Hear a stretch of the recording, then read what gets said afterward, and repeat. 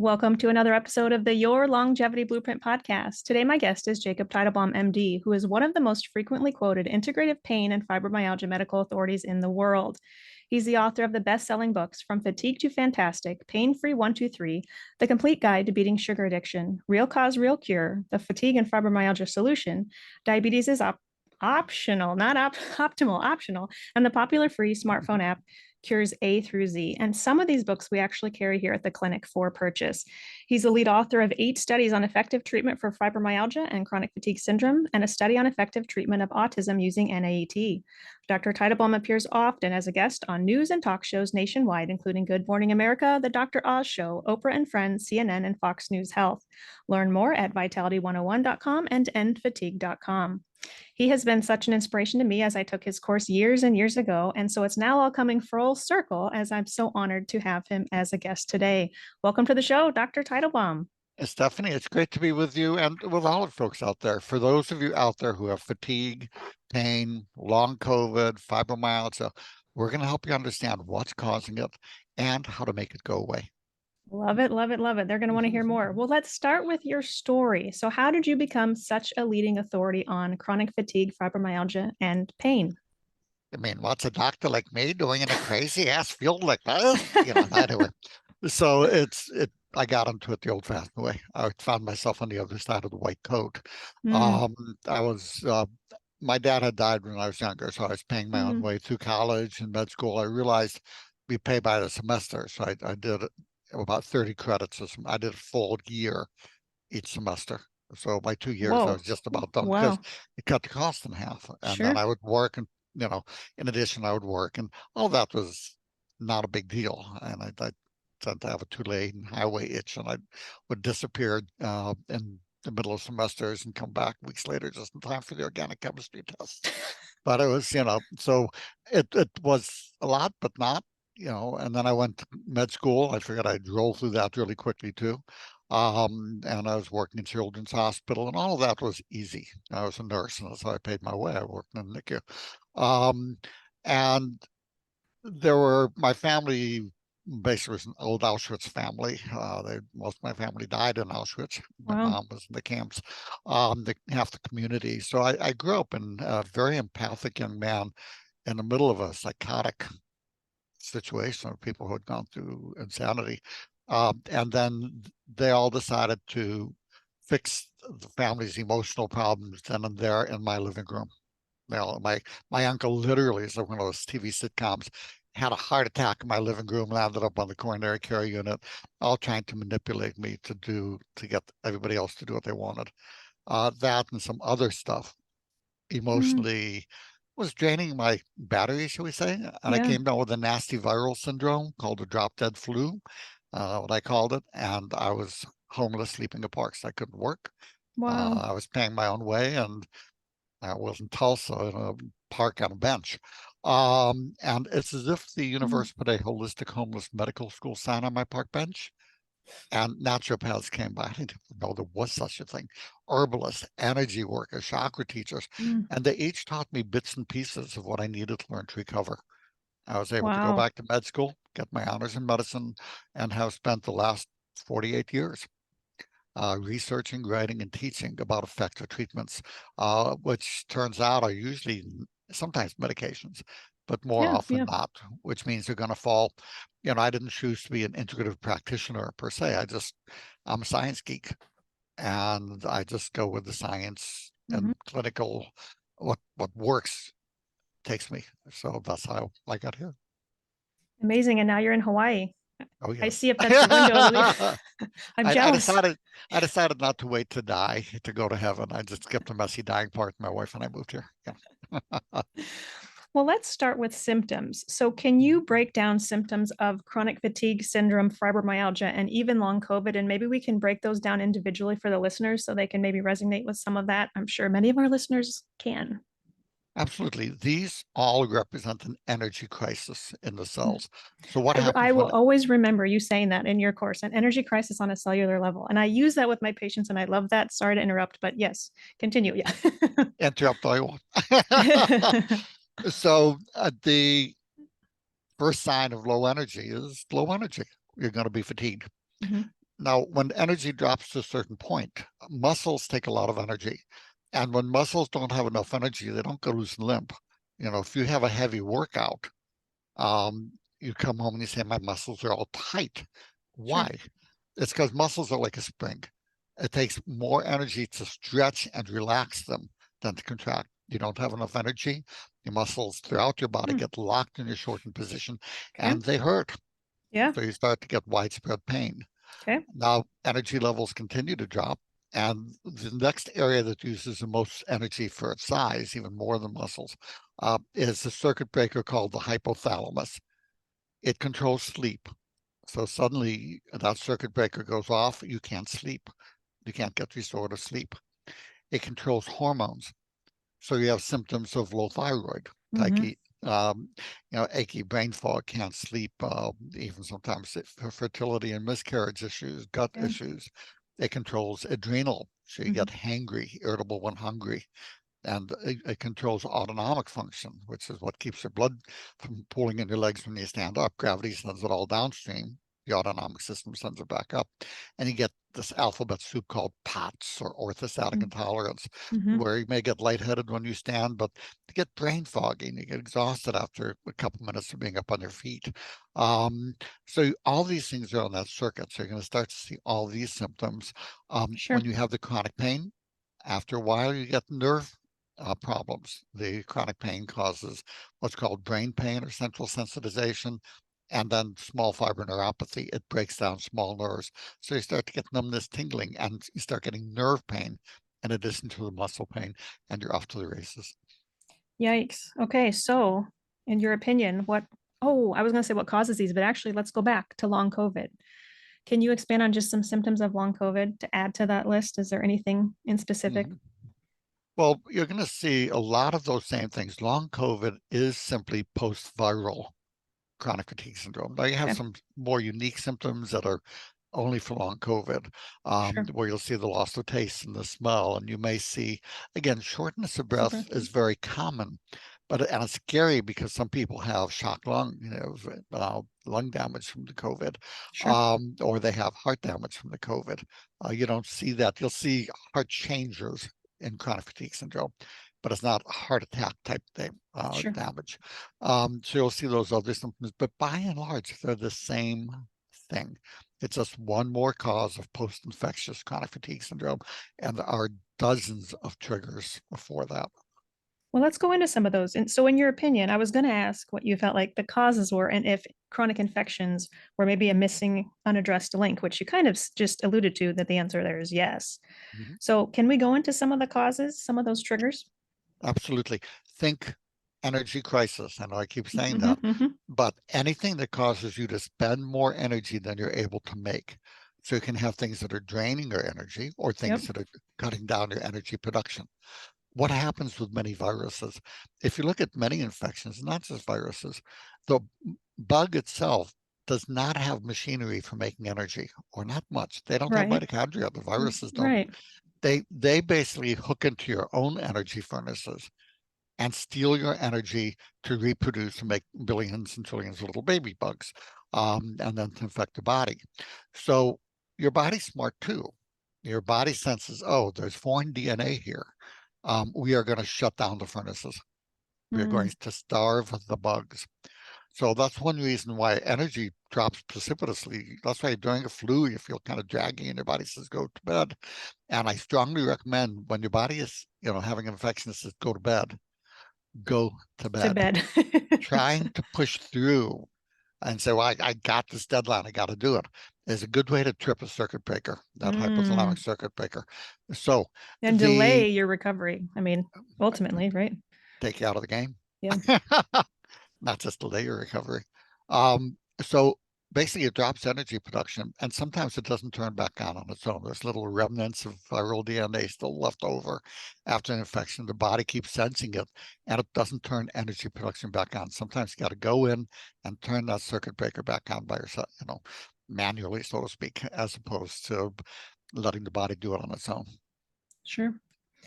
Well, I want to get into the SHINE protocol that we've mentioned a little bit here. And I understand one of your studies showed that you can correct me if I'm wrong, but maybe 91% of people improved with an average 90% specifically what that Shine protocol. And I know what this is, and I'll never forget it because it's almost a great summary of functional medicine, just using that acronym.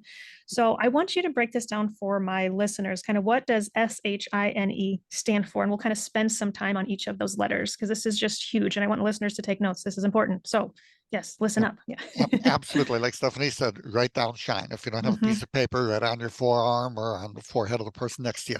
But this is your roadmap to recovery. S stands for sleep. Many of you find that you can't get good sleep. You either have insomnia, you have trouble falling asleep, you have trouble waking up repeatedly in the middle of the night. Again, the circuit breaker that goes off controls sleep. So you've got to optimize sleep. There are a lot of natural ways to do that. There's a wonderful melatonin EP120 sustained release.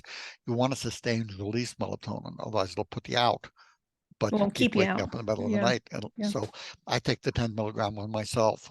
There's a mix of 6 herbs called the Revitalizing Sleep Formula. Yeah. And even though I feel great, I mean, I just got back from Dallas lecturing, and doing, I tend to be kind of busy and my energy Mhm. is excellent.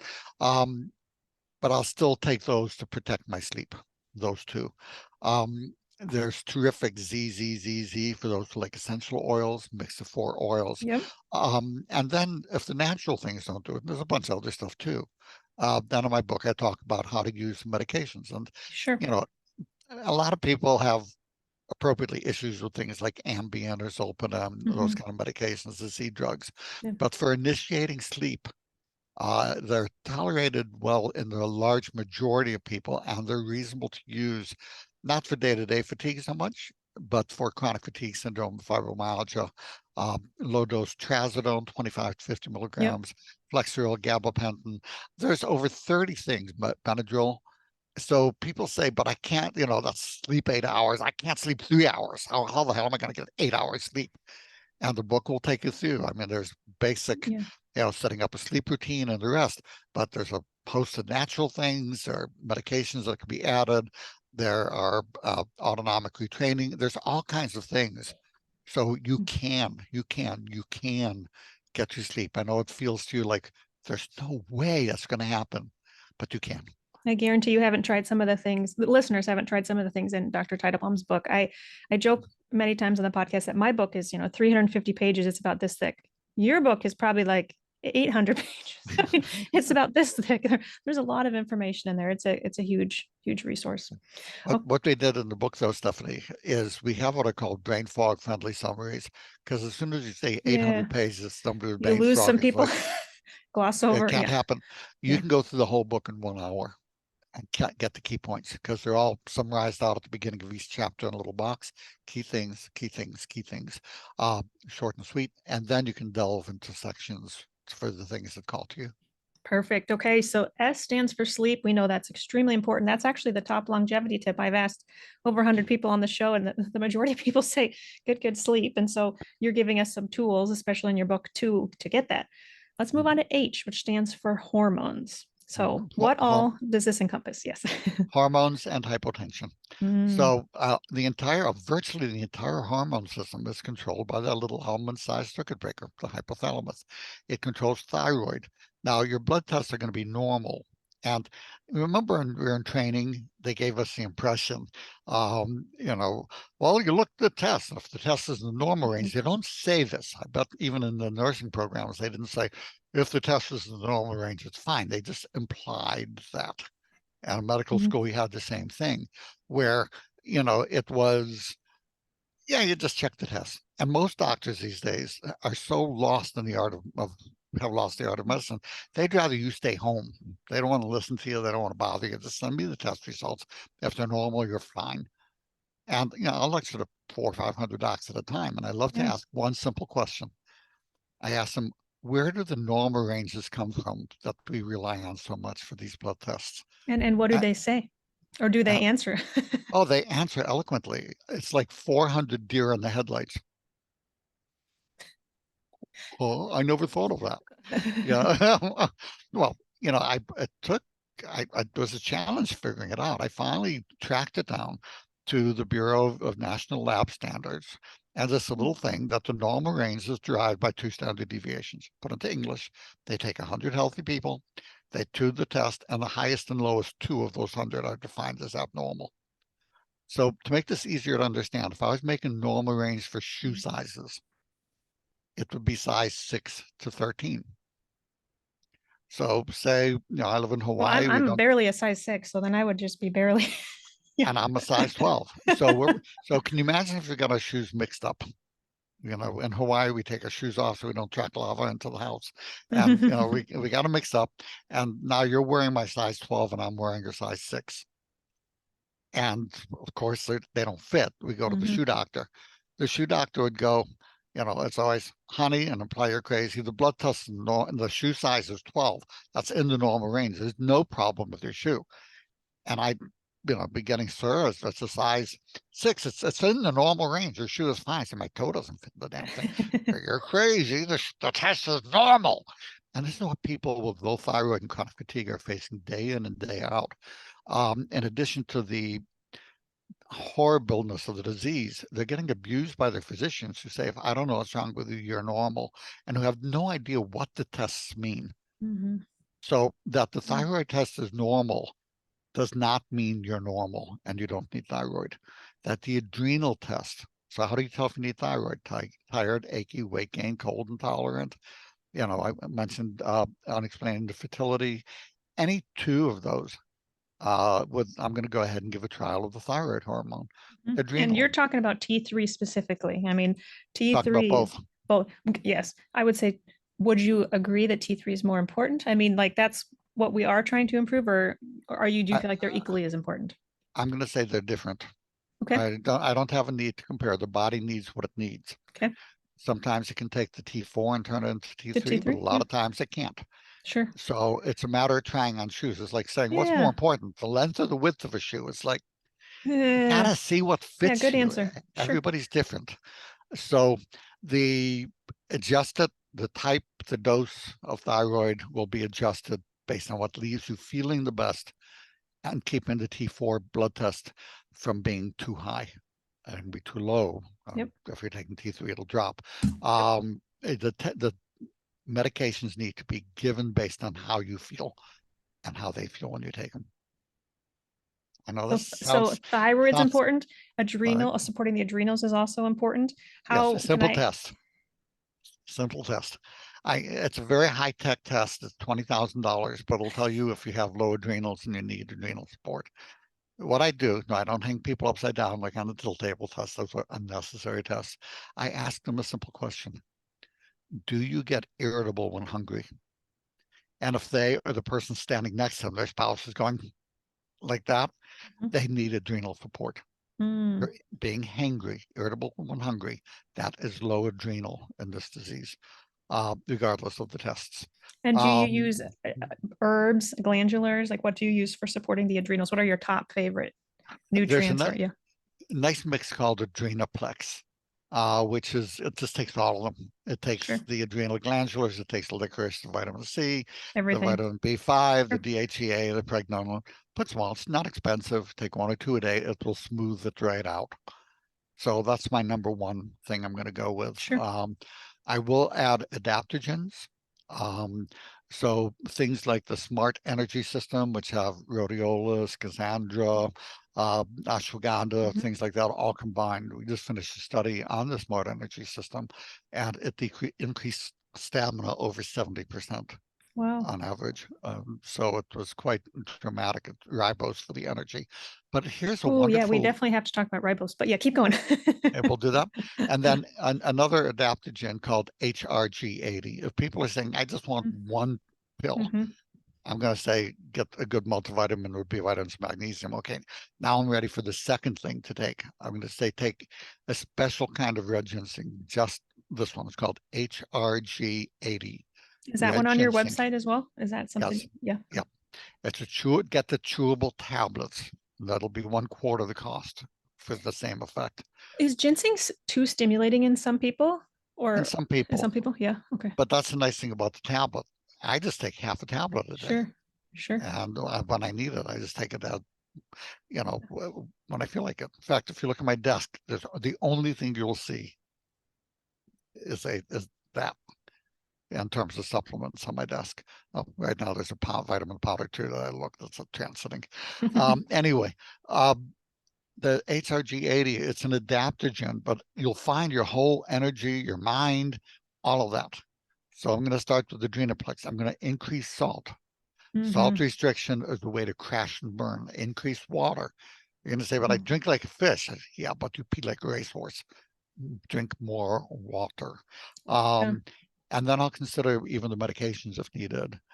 But again, the low adrenal contributes to the other H, which is hypotension or POTS. Or Let's go there because I've actually had this. I'd like to say I don't have this anymore, but years ago, actually, probably a couple years after I took your course in a past office, which I think was very moldy, I started having tachycardia. I mean, every time I'd raise my hands, positional changes, couldn't even blow dry my hair. And I went to Mayo and had the tilt table test, a whole POTS workup. I didn't fail everything, but long story short, I was eating way too healthy, drinking too much water. I had to add lots of salt to my diet, which made and get out of that office. And that made a world of a difference. And I've been pretty much addicted to salt since. I mean, I put it in everything.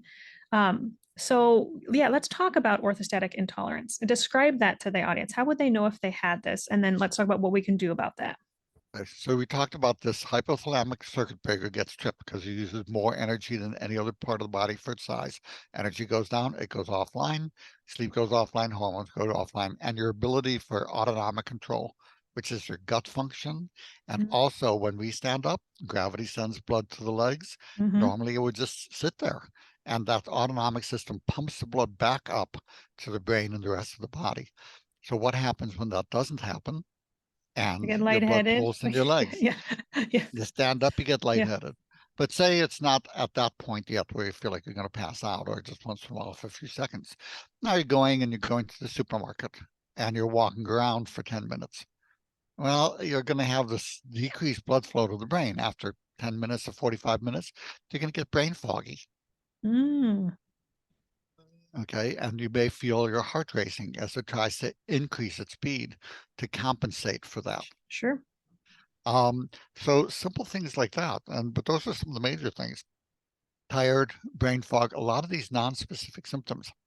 So the way to tell, you're not going to tell directly from the symptoms. Lightheaded on standing, yeah, that's an easy gimme. But what you do is you check your pulse after you've been sitting or lying, preferably lying down for 10 minutes. So you lie down for 10 minutes. At the end, you check your pulse, however you want to do it. Then you stand up in one place. And every 2 minutes or so for 10 minutes, you check your pulse. If it goes up 30 beats a minute and any of those times during the 10 minutes relative to sitting, you have your diagnosis. That confirms it. If it goes up even 20 in the context of chronic fatigue syndrome, I'm going to be suspicious and treat it. Sure. And when we say treat it, salt is one thing. Salt, water. Support the adrenals, of course, You but yeah, need exercise, but you can't exercise. We'll talk about exercise at at the the end in end. general. But when you go to doctors, let's exercise more, and you want to take them, 2x4 and whack them across the head. That's a really normal, good feeling to have when that's happening, because that's idiotic. But you do need to condition or recondition a bit. But here's the thing for orthostatic intolerance, it needs to be done lying down. You can't do it standing up in the beginning. So a rowing machine, weights. Now, I know a lot of you are saying, that would be nice if I could get out of bed and lift my arms. Yes, we'll talk about how to address that, or the book talks about that. That maybe there's a lot of things for, okay, if you're one of the 20% that's housebound, bedbound, okay, we'll tell you how to start. Basically, low dose Abilify, low dose naltrexone, simple things. They're cheap because they're tiny doses of prescription, but they're well tolerated in these tiny doses. Can make a great big difference. Compression stockings, and I know a lot of you go, I'm not going to wear those old lady stockings. I'm not going to do that. There are a lot of athletic stockings for athletes that have built-in compression. I have some of those. Yep. At that time, I used to wear them and they helped, especially when I traveled. Holy smokes. Yeah. Yeah. Yeah. and they make a big difference because they Hmm. send the blood back to your leg. So Yep. the best ones are 20 to 30 millimeter medium pressure Yep. compression stockings. The higher the better. Going up to your thigh, they have abdominal compression girdles too that will send the blood even further.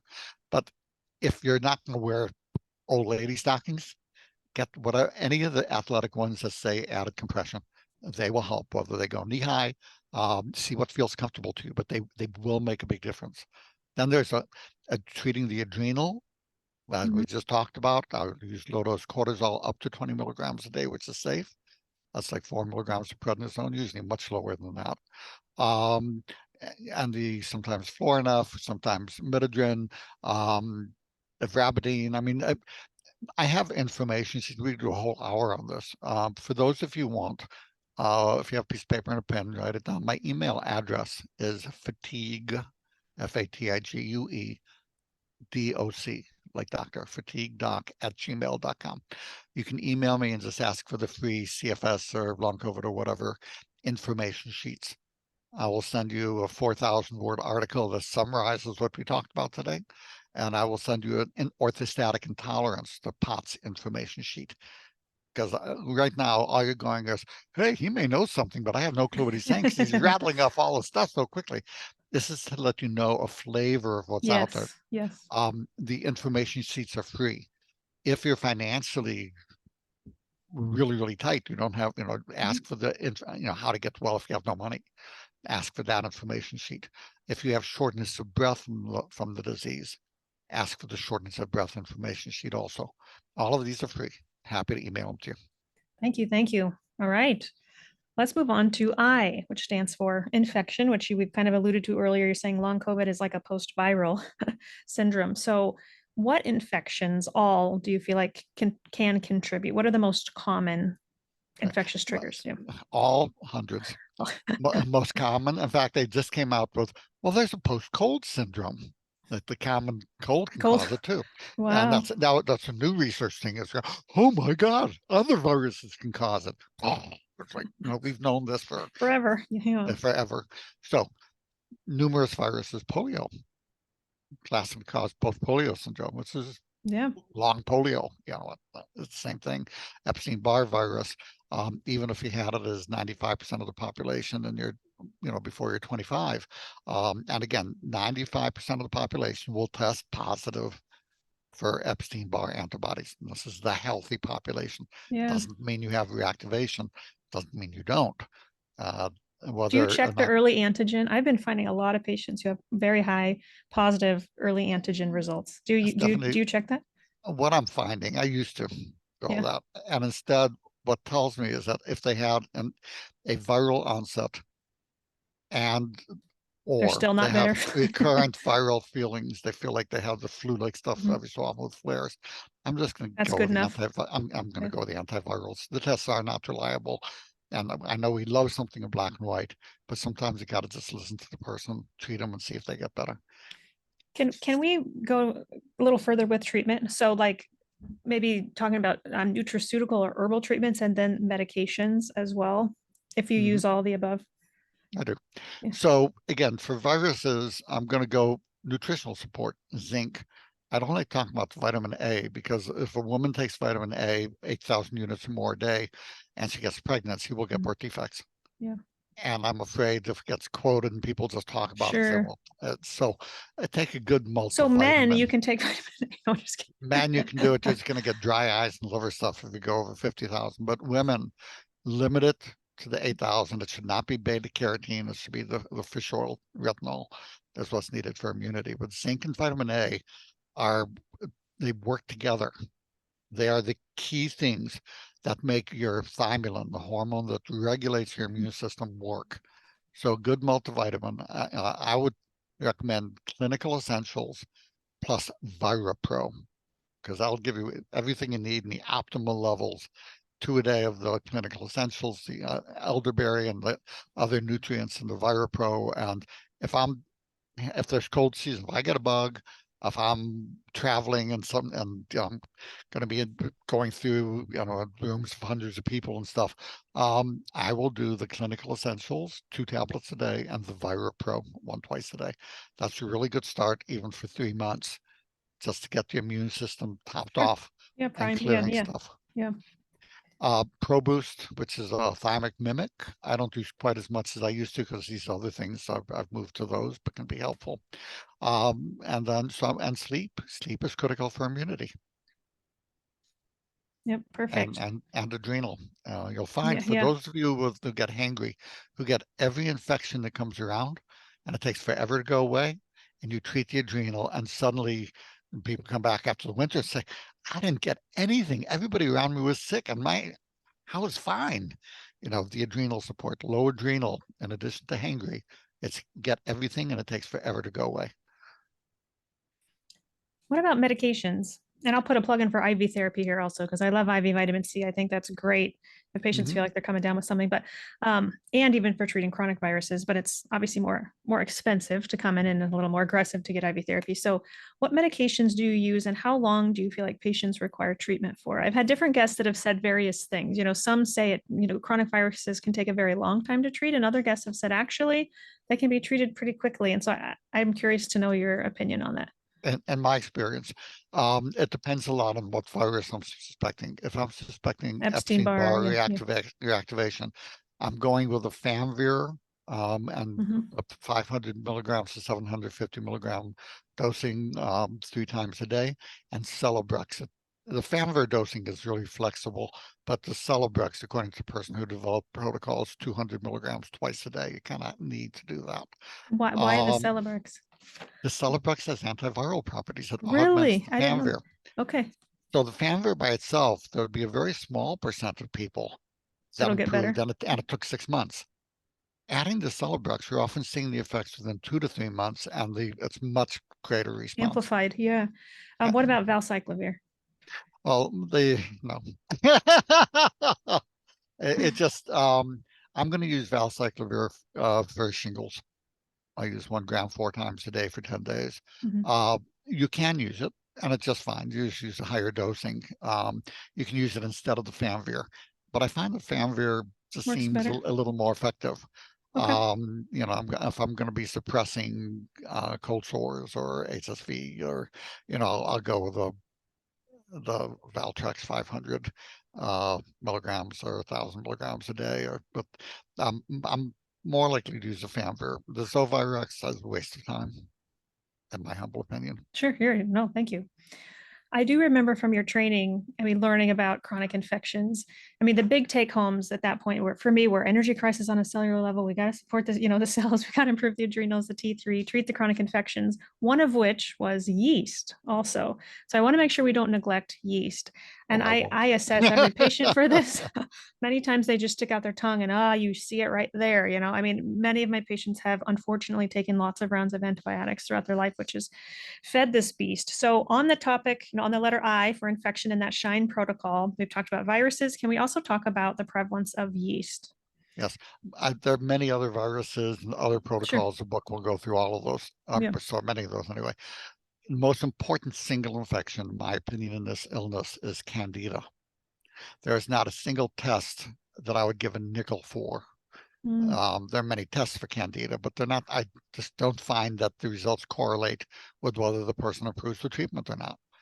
So how do I decide if I'm going to treat for Candida? Two simple things. And again, the exam you're talking about was yeah. really good too. Physical exam. Yeah. Yeah. But for those of you who are just a quick thing, do you have chronic nasal congestion or postnasal drip, or you're clearing your throat, or chronic sinusitis? Mm-hmm. That's chronic Yeast. Sure. sinusitis. This is a Mayo Clinic study. Is an immune reactivity to fungal elements in the sinuses in over 90, close to 95% of cases. So, I mean, this has been documented that it's yeast, but most of the physicians, there's no such thing as yeast. If you had yeast and it's in the blood, it would kill you. Yeah, but this is not in the blood, it's in the sinuses. No such thing as yeast. There's no test for it. It doesn't exist. I don't see it. It's insane. It's sad. So nasal congestion, sinusitis, I treat for Candida. Irritable bowel syndrome, gas, bloating, diarrhea, constipation. You can see it. We call it irritable bowel. syndrome, which is another way of saying you have gas bloating, diarrhea, and constipation. We have no Yep. idea why. We don't like to say no idea why, so we call it idiopathic or just stick a label on it. It is predominantly candida in this disease, with a few exceptions. You can see the autonomic function contribute to it or dysfunction. But with the candida, it makes yeast ferment. They make a lot of gas. You pass enough gas to fill up a weather balloon, but it doesn't have much smell. When it starts having, remember grade school and the silent but deadlies? That sulfur rotten egg smell? That's That, different. that's bacterial. That's because the small intestinal bacterial overgrowth, which comes from low thyroid, has a major player in the autonomic function, blah, blah, blah. At that point, that's bacterial and that needs a different treatment. But if it's loads of wind without a lot of smell and the other Yep. symptoms, I'm going to go, again, a good probiotic. You can use dozens of antifungals. Personally, I use the berberine Met-X, 500 milligrams 3 times a day of the low absorption one. I'll use the grapefruit seed extract, and it has to be the liquid. It's not the grapefruit seed extract that's killing the candida. It's the preservative in the liquid. So it needs to be the liquid form of grapefruit seed extract. You can use caprylic acid if you don't Yep. mind the acid reflux. And I mean, there's hundreds of Sure. things. But I will go with diflucan, the medication, 200 milligrams a day for at least 6 weeks. Yep, that was my next question is at what point do you determine, well, let me back up with natural treatment. To my understanding, a lot of patients, like when you take an antibiotic, sure, 7 to 10, 14 days sometimes is enough. But when we're treating yeast with naturals, many times, at least to my understanding, the literature shows you need to treat 6 to 8 weeks, sometimes even longer with naturals Longer. or longer. So if you determine after longer treatment with natural options, patient's still symptomatic, when you move on to medication, well, I guess my question is, when do you decide to move on to medication and what that is? And it sounds like it's diflucan. Yeah. Diflucan, if they have CFS or fibromyalgia or long COVID, same Yep. thing, Yep. and they have those symptoms, I will use the medication along with the other, with the natural things. I will also use the sinusitis nose spray from Yep. ITC Pharmacy. It's a Absolutely. wonderful thing, and that with the diflucan will clear the chronic sinusitis in many, if not most cases, and I'll Yep. use that for 2 months. Yep. So it's a pretty intensive treatment, but it's necessary to clear the yeast. Wonderful. Okay. So under infection, we primarily talked about viruses and yeast. Anything else we want to highlight Anti under Antibiotic infection? sensitive and parasites. Okay. Those of you with Lyme disease. Now, again, a lot of Yeah. you with chronic Lyme, the Lyme may be gone. And you say, but I keep taking more antibiotics. I feel better with the antibiotics. Because what's happening is you're suppressing, one, if you're on tetracycline, you're treating the brain inflammation, even if there's no Mm, infection. That helps central sensitization. mm, So doxycycline, any of those. The others, what happens is when you stimulate the yeast growth, they're not dying off. You give antibiotics and those yeast are flourishing, but the symptoms come as they slowly die off at the other end of their life cycle. sure. They're not dying off as much. Your symptoms settle down with the antibiotics that get better continually with more and more and more antibiotics means that it may or may not be a Lyme or co-infection. Could be either way, but you need to treat, you've tripped a circuit breaker, treat the rest of the SHINE protocol. Then the antibiotics are more likely to work. Sure. But when do I give antibiotics? The book will go through a list of things: scalp scabs, low-grade fevers, lung congestion, um, a history of you haven't taken an antibiotic that you felt better. It blows my mind that people that are near bedbound, they say, well, I went to the dentist and they gave me amoxicillin for a week for my tooth, and my chronic fatigue symptom went away. Went And away. I said, what happened when they kept you on it then? And they said they wouldn't. It's like, what? It's like insane. Well, you can't give chronic antibiotics. Oh, I have zits. Oh, here you are, 2 years of doxycycline. No, no problem. It's insane. It's insane the Yeah. way it's done. Yes, if you get better with antibiotics, I will give that antibiotic Sure. for an extended period as is needed to knock it out along with the rest. So, and then Sure. parasites, I'll treat parasites. So let's talk about parasites because I feel like they're also a hot topic, especially on social media. Especially on social media, there are people that say, everybody has parasites, and yes, we all have various organisms we're made out of pathogens and bacteria and whatnot. I do still run stool tests and I do test for parasites, and sometimes we find them and sometimes we don't. But in your opinion, I mean, do you test for parasites or do you treat? If they have the gut infection, the gut symptoms that don't go away with the other treatments, Then you'll treat um, for parasites? or a lot of gut symptoms, I will test. But again, I'm Oh, not going to send it to the two main, Quest or LabCorp because I they'll don't want to get miss. Yeah. sued. Yeah. It's kind of meaningless. They all most come back Negative. negative, Yep. even if the parasites are swimming. I had a gastroenterologist friend I would mention And this why and he is said, that? Yeah, but we don't have to. I don't because want to get sued either. So yeah. I've talked to people who work in the labs. I was curious myself. My lab tech, when I used to have one of the biggest office labs in the state when I worked in Maryland, I sent Hmm. her to the NIH for 6 weeks to train parasitology. So she could, and she was as a lab, that's her major, that's what she did. It was run laboratories. And when I've talked to people in these other labs, I say, what kind of training did you have in parasitology? And they just kind of roll their eyes and say, they put a piece of poop on a slide. They said, look at that, see that? And I said, all I see is poop. And they said, next. Literally, that was our training in parasitology. You need places like the Parasitology Center. You need places like, Great Smoky, what used to be Great Hmm. Smoky Mountains, the Geneva Labs. You Hmm. need places where the people are trained in Trained to. Yeah. parasitology. Even then, it's maybe a 50-50 chance of they're Yeah. seeing it if it's there. So even if the test Yep. is negative, if I have a high index of suspicion, I'm going to treat.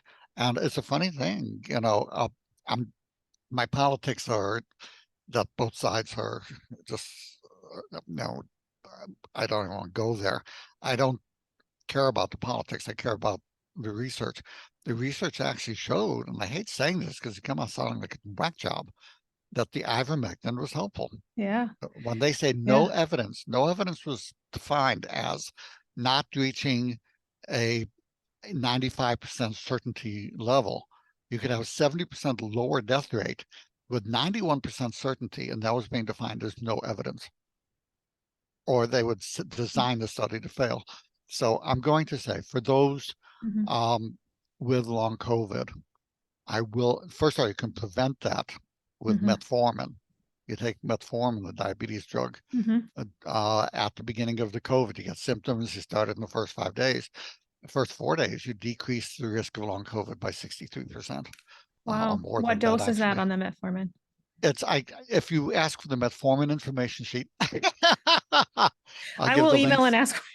I'll give the links to the Lancet studies, and it'll say day one, 500, day two, 500 twice a day, and then how to ramp it up a bit for the 14-day thing. So it's all in there. Thank you. I will say on the ivermectin, we had a lot of patients who we did treat with ivermectin for COVID or long COVID who interestingly had other symptoms like GI symptoms or whatnot, dramatically improve. And they're like, this is magic. I feel so much better. And Yep. that convinced me for sure. 25 milligrams a day for 5 days. I'm just, the risk is nothing. Yep. The risk is a little bit of nausea. The cost is dirt cheap.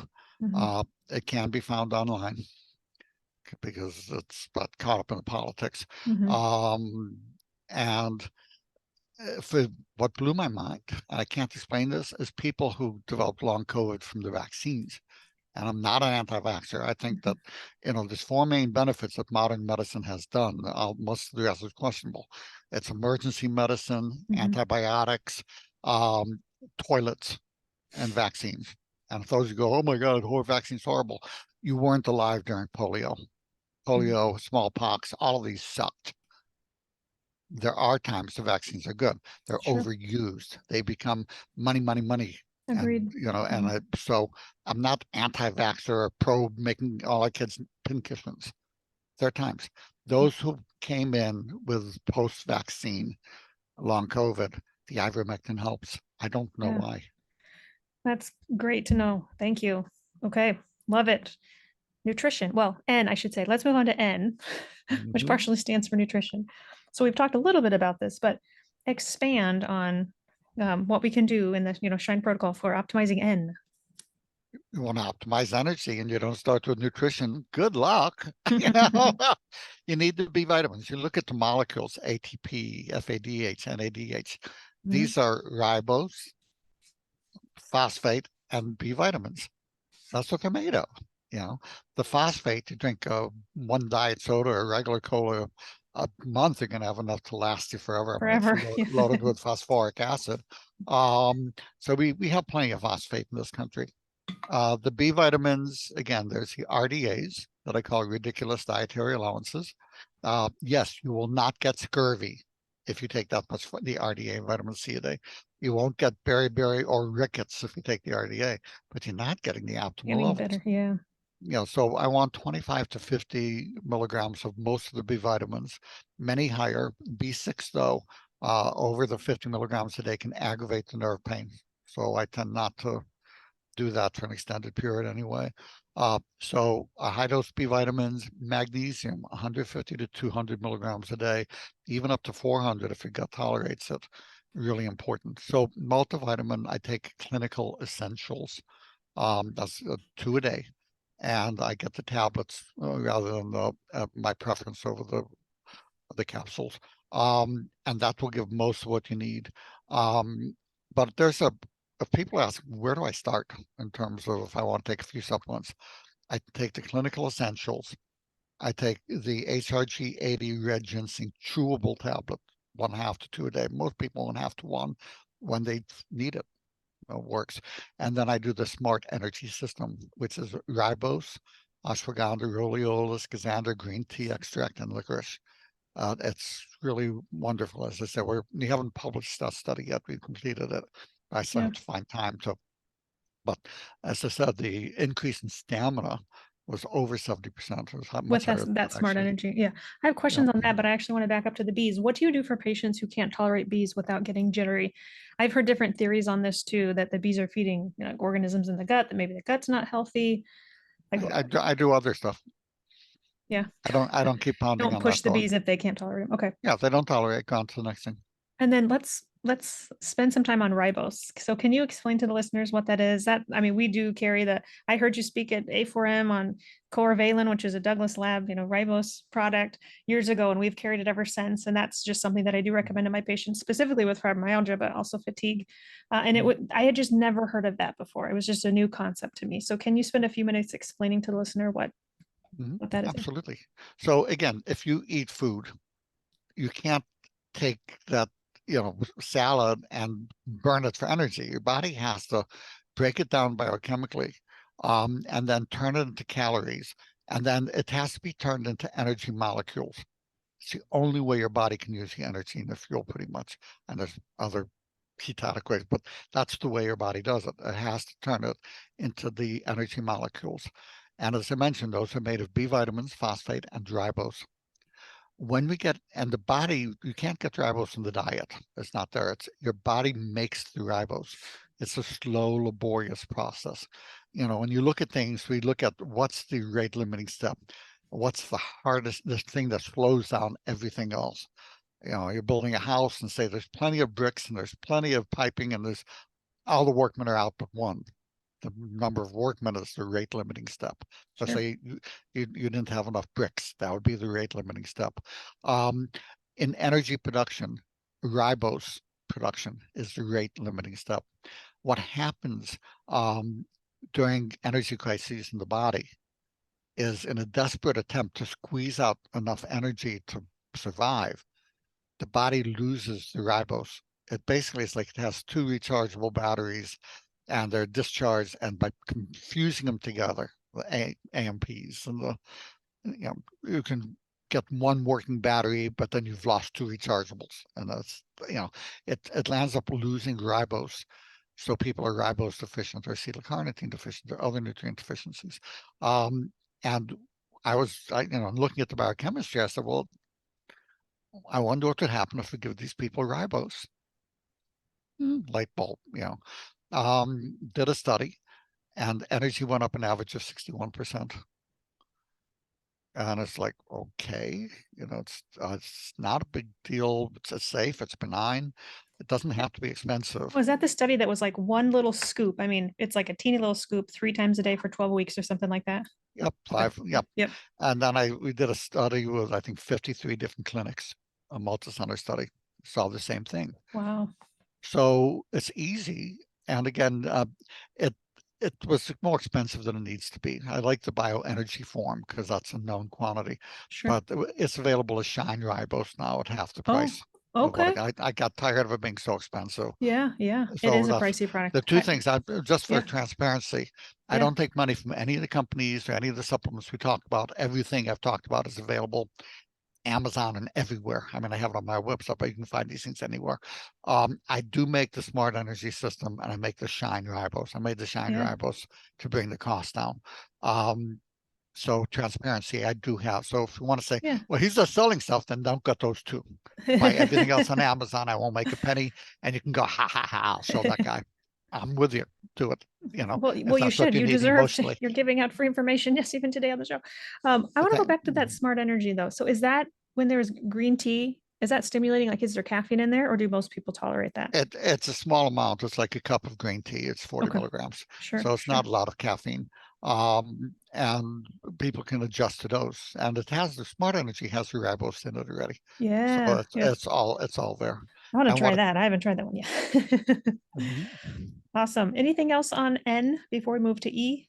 Yes, cut down the sugar, increase the salt. We talked about this before. Yep. And as much salt as your body is asking for, give it.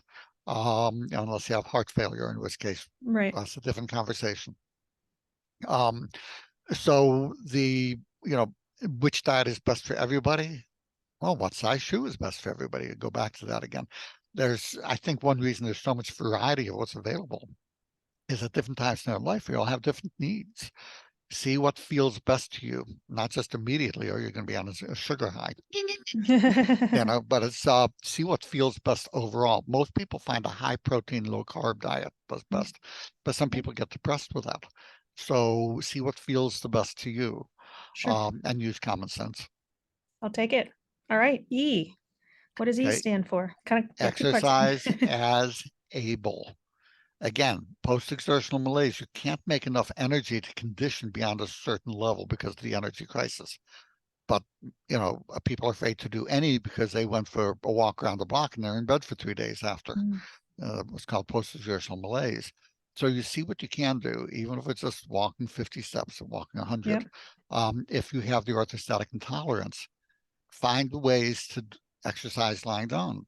So do some very, very low weights with just few reps, just a little bit, even in bed.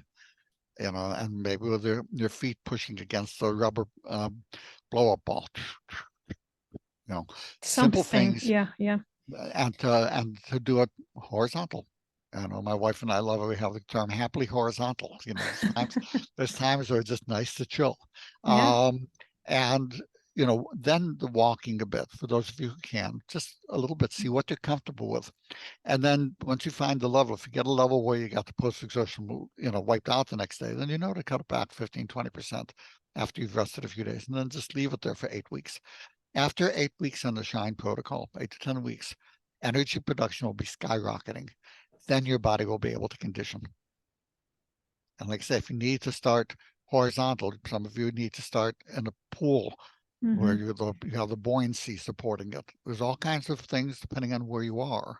But this idea of, well, just exercise more, damn it, there's nothing wrong with you. I'm not going to say take those people and whack them over the head by a 2x4, but yeah, they're Something idiots. similar. Yeah, yeah. Yeah, they're idiots, and just ignore them. If you go to a doctor and the doctor implies to you and the family that I don't know what's wrong with you, so you're crazy, I recommend you walk over to them, give them a kiss on the top of the head, and say, thank you for letting me know right up front what a complete and utter abusive asshole you are, so I don't waste my time with you. Turn around, walk out the door, be sure to slam it. Yell, call the damn police. This guy's an abusive bastard. He should have his license removed, and storm out. There is no call any further for that kind of abusive crap. Yeah. Doctors used to call MS hysterical paralysis. They can't get Mm-mm. away with that anymore. And it's not okay for long COVID. It's not Mm. okay for CFS or fibromyalgia. Preach. All right. Hallelujah, baby. No, I mean seriously, it's not acceptable. Yeah. Agreed. Agreed. I think the last step, which you may have added since I took your course a while ago, but I did see in some of the materials you sent me prior to this interview was talking about resetting the circuit breakers in the limbic system. Is this more neural retraining? Is this new or has this always been there or It's getting Is it? better. It's getting better. Okay. So again, especially for those of you with a lot of sensitivities, and that's when I start thinking of mold Mhm. toxins. And mold Yeah, yeah, toxin yeah. testing is not especially reliable. It's helpful, but it's not reliable. And it's when you're going into mold testing, it's a lot. You're making an investment, potentially $50 to $100,000 for the remediation and stuff. So I don't enter that lightly. There are people who need it, and my book Hmm. has a big section on it. If you're sensitive to everything, it's something to consider. Mast cell activation syndrome, Yep. I'm going to treat first. The book has a simple recipe. Here's what you do.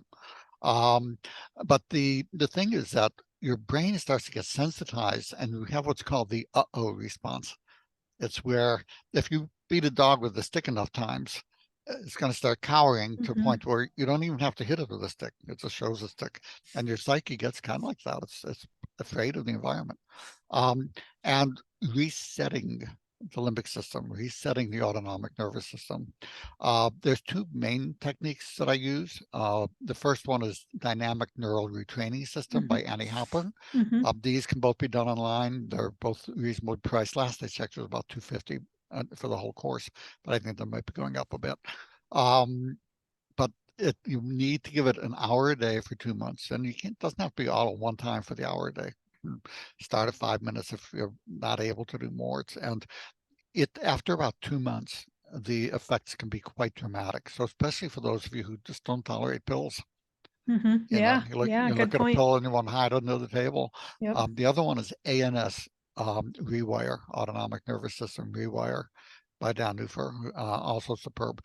For those of you who are more into yoga and like more of a la kind of a thing, the DNRS. For those of you who need a languaging that's more science-based and who look at somebody goes, and now I have this, and you want to throw up, to the ANS Rewire. So they're both superb. They both will get to the same places. There's just different Mm, languaging. sure, sure. And everybody go on the website, see which languaging appeals to you, pick that one. Wonderful. And low-dose naltrexone, another cheap, simple thing. I use a About, lot of that in my practice. So, okay, let's go there briefly. Yes. Because I yeah, know you've been 60 generous cents a with your day. time, but yeah. I have whatever time you're comfortable, but I know it's people's attention span. They got things to do. Uh, ask for the low-dose naltrexone information sheet. It'll be Mhm. in there if you want that information.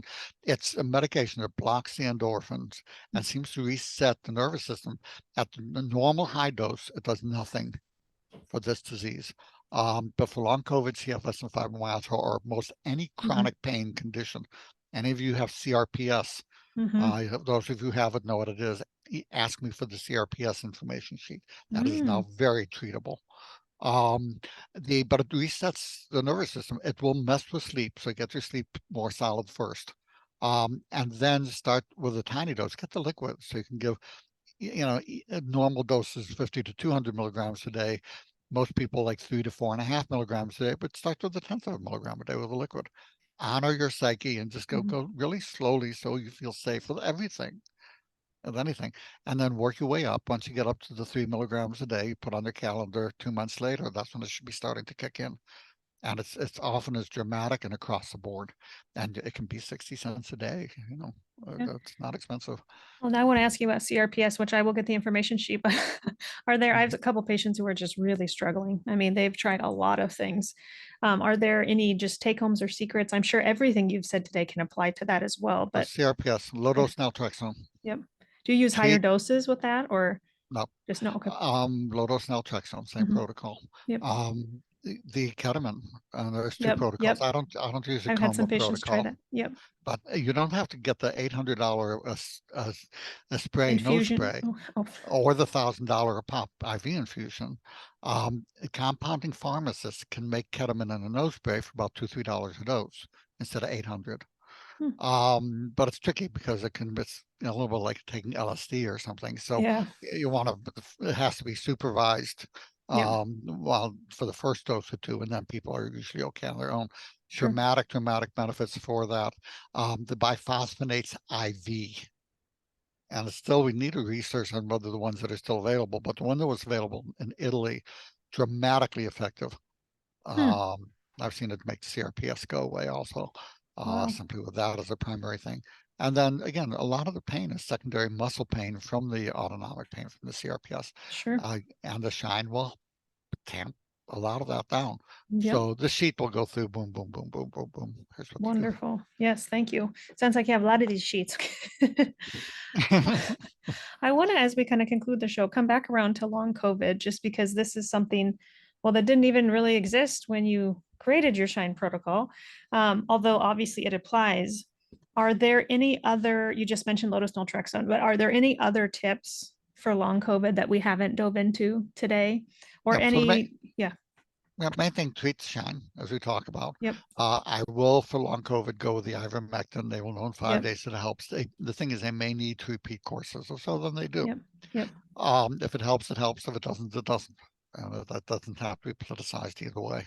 sure. Um, the there may be lung damage, in which case I'm going to go with clinical glutathione, and I'm going to go with Curamed, which is a highly absorbed curcumin. Talk about that. Yes, yes, talk about that, because even just for pain in general, I know that was something else I learned in your program. Yeah. For chronic pain, I will start with Curamin, Curamin. Most kinds of pain. It's a Mhm. miracle for pain for a lot of people. Give it 6 weeks to see the effect. It can be combined with any other pain medications, and it's fine. It's synergistic.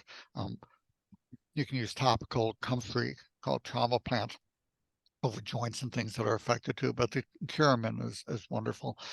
Almost all pain can be effectively treated unless you go to your doctor has no education to speak of except give ibuprofen and these medications. That's NSAIDs. 50,000 US deaths a year, but you won't hear a word about it in the news media because they advertise. And the doctors aren't taught about it because nobody's going to pay. But these are two studies, million people, British Medical Journal, 50,000 US deaths a year, preventable. The Curamin and head-on studies is as effective without the toxicity. I'm not saying you shouldn't use it. If the Motrin works, go with it. It's safer than the pain. But there are many ways to get rid of pain, Sure. and the book will go through for each of the kind of things. Um, okay, back to the question, Long which COVID. It was, was just anything yeah, else for the long long COVID COVID. things. Yeah, I Yep. know. So, You've given us a lot of tips. Yeah. in addition to tripping the circuit breaker, what you're going to have is free radical, antioxidant kind of damage and inflammatory damage that's ongoing. The Curamin or the Curamed, if there's no pain, shuts down the inflammation. I will add Boswellia if there's lung or gut inflammation. Boswellia is 500 milligrams 3 times a day, or Bosmed is brilliant for that. And then I'm going to use clinical glutathione. That's a highly absorbed, reduced glutathione, one twice a day. I'm going to do those for 3 months just to turn off the fire, because it's like a fire and it doesn't turn itself off. It just keeps going after the infection's gone. You want to put out the fire. And Sure. Curamed, Yeah. clinical glutathione, that will take care of that. If you have heart damage from this or any other cause, um, you can download my app, Cures A to Z. It's a free app. There's a $2 upgrade, but this isn't the free app. Most of it info's in the free app. And I'll go through a list of, if you have heart failure or angina or arrhythmia, any heart problem, to increase heart muscle efficiency.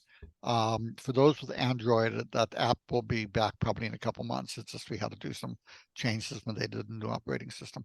But it'll go through ribose, B vitamins, magnesium, coenzyme Q10. For CoQ10, I only use the Europharma 100 milligram chewable. They have a bunch of different ones. That's one because that's a super high absorption. It's like 700 milligrams. So it's much more cost effective and it tastes good. You do that, and heart function dramatically increases over 6 weeks. I've seen people literally given a death sentence. I had one guy who was told he has 6 weeks to live by his cardiologist, and I said, she's right. There's nothing she can do for you, but you do this. And 2 years later, I got an email from this guy, subject, you saved my life. Just, these are just easy, low cost, simple things to do, but they're cheap. So nobody teaches the doctors about them. And then there's 4 more for those who need intensive care for the heart stuff. So if you have the heart thing, if you have the lung stuff, again, ask for the shortness of breath information sheet. The shock lung heals. Studies have shown that for most things that trigger the shock lung, over 2 years, the lungs heal up. Just good to know. That's encouraging. Yes. So much information here. I should have opened, but I kind of forgot to ask. I seem to remember either in your book or on your website, do you have long questionnaires? Are those If you still there? go, Or are they? yeah, Yeah, okay. if you go on the vitality101.com and step, you'll see it'll have a three-step thing and then a bunch of information things you can look up. But step 3 will take you to, I actually hold U.S. patent for computerized physician. I made it for people with fibromyalgia. Came up with the first one for that. The patent's expired already. Too bad. Oh well. But we've changed it to basically a computer logic system that analyzes symptoms and blood tests if they're available, the pertinent ones, determines the main causes of the loss of energy in the body. And then it's called the energy analysis program, and Yeah. then goes through here's how to optimize your energy production, optimize thyroid, optimize these nutrients. It goes to what are the likely. It's really good. I mean, it's funny. People come in sometimes. I'm retired now, but I'm seeing patients. But they'd bring in. I said, "Damn, that did good." And I look at it after I've finished my assessment. And that's spot on generally. So it used to be $400, but everybody wrote that we're broke because of the disease. My wife and I just made it free for everybody. And we just modified it to simplify it a bit and make it a free. So uh, it's energyanalysisprogram.com, or you can go to vitality101.com and do step 3, and it'll have links to take you there. It'll do a more comprehensive assessment of the low energy and give a very detailed protocol. So don't be overwhelmed. Just start with a couple things. Again, start Yeah. with the Smart Energy System, Clinical Essentials, and HRG 80 Yep. chewables, and then add things and then get the Sure. sleep going and then get the, so, or you may say, now I'm starting with the pain, just see Yeah. Yeah. what feels best to you. Trust your intuition and go with it and take whatever time your psyche wants. There's no need. Some are fall into the pool and some want to stick your toe in because you've sensitive and you got issues. Honor that, whichever way feels best to you. Awesome. Well, let's actually stay on this topic of where listeners can find you. So you said energyanalysisprogram.com, Vitality, I already forgot. Vitality For 101. for Oh, for information, 101. vitality101.com. This Okay. will walk you through what to do, or the From Fatigue Fantastic book. Get the Yes. blue cover edition. It's really a good place to begin. And For end fatigue, is that your main website? supplements, we have supplements at endfatigue.com. So we can find them Awesome. there. But again, it just is something I decided is what I recommend. I want to be found everywhere. It just feels less icky.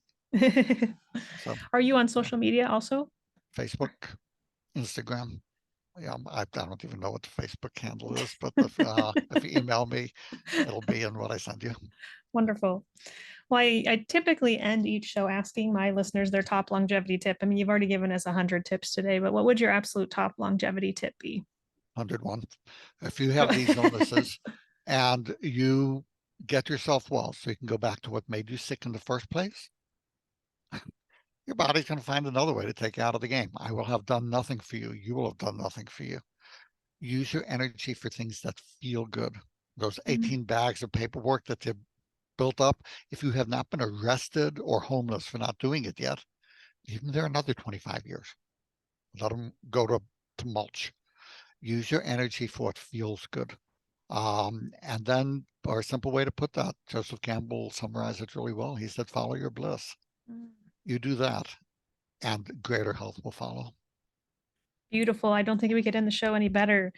I will say this though, you did send me an article in preparation for this interview, and you said something like, so these are your words, treating chronic fatigue syndrome and fibromyalgia is a bit like playing chess.